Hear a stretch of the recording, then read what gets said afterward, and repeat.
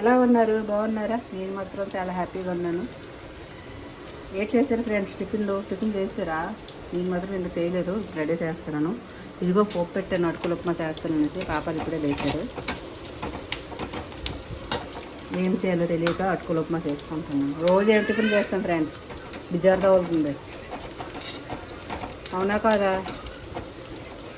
ఇదిగో 2 ఉల్లిపాయలు వేసాను, 2 పచ్చిమిరపకాయలు, కొంచెం ఎండుమిరపకాయలు, కొంచెం కరివేపాకు వేసి, ఇదిగో గుడ్లు జీడిపప్పు కొంచెం వేసి బాగుంటుంది. కొంచెం వేసుకుంటే చూడండి ఫ్రెండ్స్, ట్రై చేసి కొంచెం ఎంకరేజ్ చేయండి ఫ్రెండ్స్. నాకు కూడా